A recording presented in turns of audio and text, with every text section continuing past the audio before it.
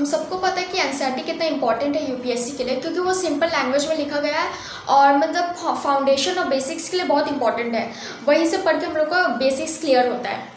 लेकिन कुछ लोग सोचते हैं कि हम लोग को पूरा एनसीईआरटी पढ़ने का ज़रूरत है, अगर पूरा एनसीईआरटी नहीं पढ़ेंगे तो हम लोग का एग्ज़ाम क्लियर नहीं होगा। और कुछ लोग सोचते हैं कि मैं तो यूपीएससी का तैयारी कर रहा हूँ और उसमें मैं एनसीईआरटी पढ़ूंगा इतना बच्चों वाला लेवल का, तो उसमें उनका ईगो आ जाता है और वो लोग सोचते हैं कि मैं क्यों पढ़ूँ ये एनसीईआरटी, ये पढ़ के क्या होगा, ये तो बच्चे पढ़ते हैं, ऐसे करके अलग लोग सोचते हैं। अगर टोटल मिला दिया जाए तो सारा एनसीईआरटी टोटल 45+ है, और जिसमें क्या होता है कि सब पढ़ने की ज़रूरत नहीं होता, क्योंकि रिपीटेशन होता है, क्योंकि 6 का 8 में रिपीट होता है, 8 का 10th में रिपीट होता है, वैसे 10th का जो होता है वो 12th में रिपीट होता है अगर आप ह्यूमैनिटीज़ दिए हैं तो।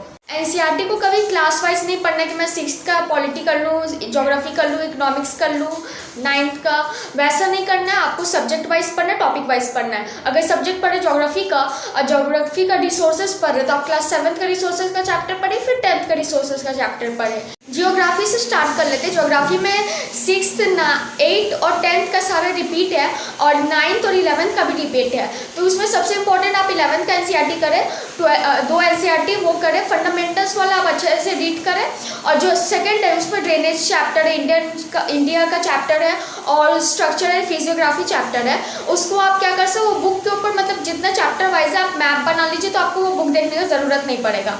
और क्लास 12th का आप नहीं कर सकते क्योंकि ह्यूमन ज्योग्राफी है, थोड़ा बेसिक नॉलेज सबको होता है, माइग्रेशन क्या होता है और भी बहुत सारे टॉपिक्स है उसमें, वो आप नहीं करेंगे तो वो भी चलेगा, लेकिन मोस्ट इंपॉर्टेंट ज्योग्राफी के लिए 11th। पॉलिटी के लिए एक ही इंपॉर्टेंट है, क्लास 11th का Indian constitution and word. History के लिए क्या कर सकते हैं आप, 6 to 8 ग्लॉसरी देख ली।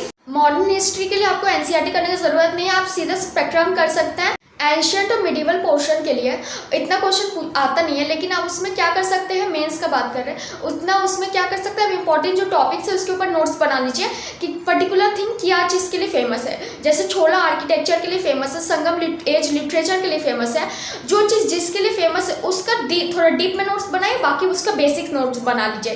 For example Indus valley civilization का नोट्स बना लीजिए, मौर्यन, गुप्ता, ऐसे करके सारा टॉपिक वाइज का आप 2 पेज का नोट्स बना लीजिए, वो ज़्यादा अच्छा होगा। इकोनॉमिक्स मैंने एनसीईआरटी पढ़ा था 9th-10th का, बेसिक लेवल का है पूरा, उसमें इमेजिनरी सब गांव है जैसे पालमपुर विलेज, और बस वो सब। क्लास 11th के एनसीईआरटी में डिटेल ज़्यादा नहीं है, मैंने पढ़ा था। आपको सिर्फ क्या करना है कि क्लास 12th का इकोनॉमिक्स का एनसीईआरटी है, बस वही पढ़ना है। उसको क्या करना है, पढ़ के आप उसको एक पेज में पूरा बुक का जितना भी इंपॉर्टेंट कॉन्सेप्ट्स है उसका नोट्स बना लें। साइंस के लिए मतलब थोड़ा तो साइंस पता होता है, और उसका मीन्स अगर आपको बेसिक क्लियर करना है तो और इन्वायरमेंटल साइंस, उसके लिए आप क्या कर सकते हैं कि क्लास 12th का जो लास्ट 4 चैप्टर होता है बायोलॉजी का, वो पढ़ सकते हैं।